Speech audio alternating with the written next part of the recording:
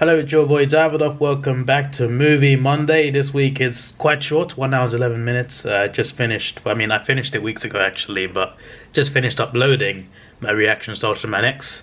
And obviously with the modern Ultraman shows, there tends to be a movie afterwards.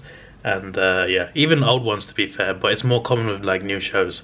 But yeah, I finished Ultraman X and I thought, hey, let's watch the movie. So that's what we're doing. There's also a couple of Ultraman movies on my list that were requested, but this is what was planned. What I planned from weeks ago. As soon as I finish uploading X, I will watch the movie straight after, so that's what we're doing.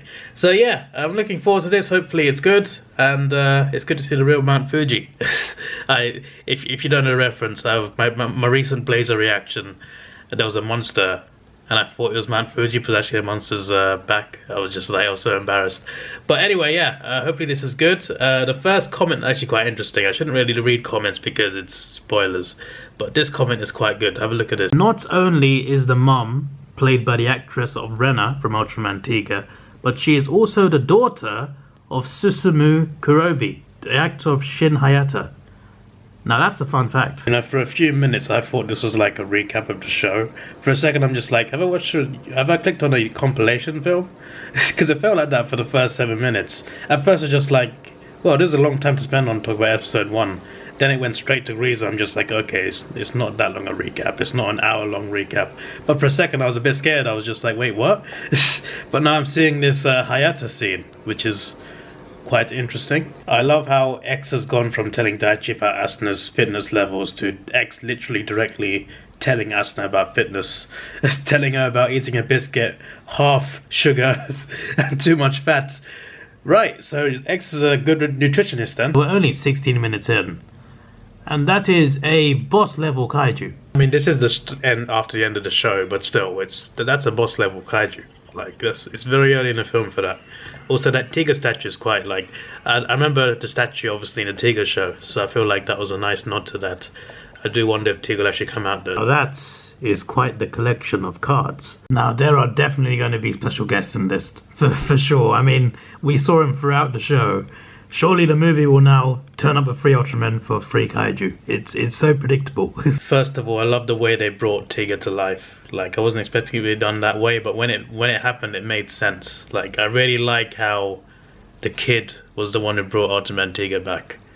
It's really significant. It's basically, you know, it basically shows who Tiga is and what Tiga is. And, you know, obviously the kids played a huge part in the Tiga show of helping in the finale as well. I think it's so fitting, like it's poetic kind of, that it was a kid that brought Tiga back. That was just, you know, that was perfect. And then, to make it even better, the boy is Hayata. Hayata comes out and it's just a brilliant scene. Now that is what you call a money shot. That's literally 3 eras of Ultraman in one picture. It's perfect. It literally is perfect. Something very familiar about Ultraman using Tiga and Hayata cards. I have watched 7 episodes of Ultraman Orb already, and you'll see the reactions. I mean, you've seen one already, so there's 6 more coming scheduled. But it's just like, this feels like a nice reference because I'm watching that show, and now I'm seeing X using cards for Tiga and Hayata. I'm just like, Orb is here in spirit. Orb is here in spirit. They all just came out at the end. Those 5 cards: Max, Gengar, Victory, Nexus. Who's the other one? Zero came first. I forgot to say the first guy that came along. Those 5 cards just came. So this is like the Avengers Endgame scene. You know the portal scene. All the heroes come out in this massive battle scene. That was what this was. There's threats all over the world. They show scenes in like Argentina, Egypt, Shanghai. What was the other one? Switzerland.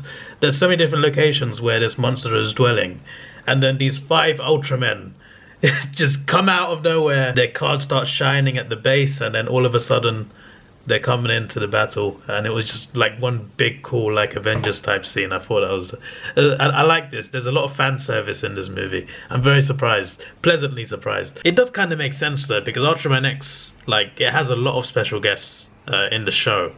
Like, they turn up, you know, in key moments of the show as well, so it makes sense that the finale movie has most of these heroes turn up. Like, pretty much everyone who cameoed in the show is in this movie. And obviously couple that with Tiga and Hayata they've handled this well. This is well directed. A nice mix of old and new. This has got to be the world record for most out of energy Ultramen in the same picture. All of them are blinking. It's been a long day.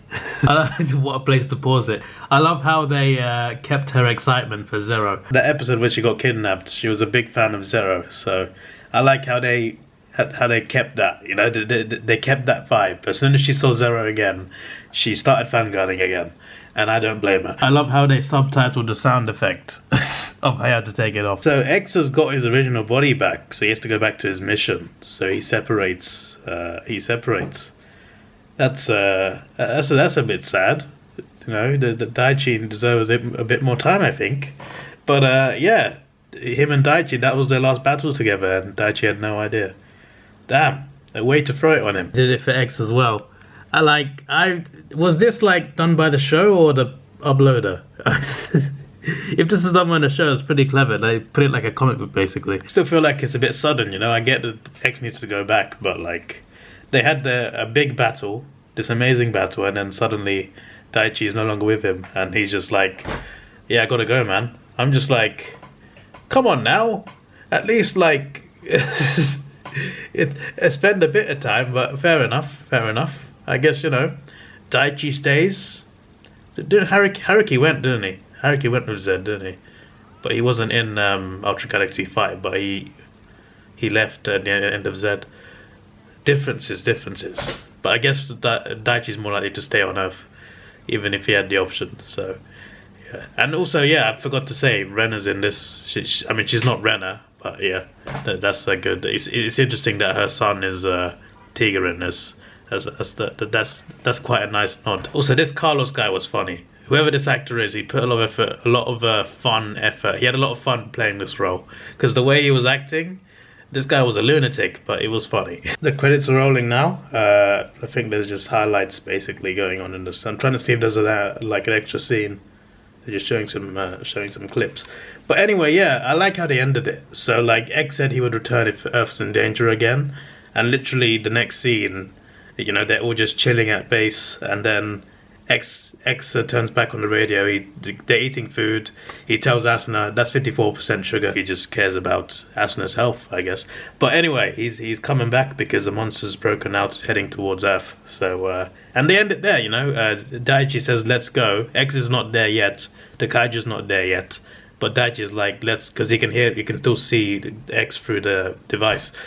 He's just like let's go, and that's where they end it. End it right there. Just end it, you know, on this mission that's upcoming. I think it's a fitting end because we don't need to see that, you know. We just know that X will be there if this Earth is in danger, and that scene pretty much shows that. So yeah, that was a good ending. I'm gonna check if there's anything else left, but I had a good time watching this. This is a good, even though it's an hour 11 minutes, they put a lot in this. They paced this really well, you know, because it felt longer than that, and that's in a good way. And there was nothing at the end. It was just an ending. Fair enough. They ended it perfectly. So yeah, I give the rating a 9 out of 10. I think next week will be Ultraman movie as well, probably. We'll see. I'm definitely going to do at least 2 more Ultraman movies this year. Probably at least 3 actually, considering I want to finish Orb, and I'm pretty sure there's an Orb movie as well. But there'll also be some other movies as well, just American movies. There's one 2023 one I want to watch, but I haven't watched. It's a 3-hour movie. I haven't watched it yet. I need the time for 3 hours because I do a lot of things. But anyway, yeah, I enjoyed this. This is a fun time. So this is a good way to end my weekend. It's actually Sunday night. So this is your boy Davidoff. Please like, share, subscribe. Thanks for watching. Have a good day and see you. Let's take it slow. Where you go, I go too. And if you hit the bottom, I'm going down with you. Let's take it slow. Who cares where we gotta be? You know you'll have a good time wherever you're with me. Let's take it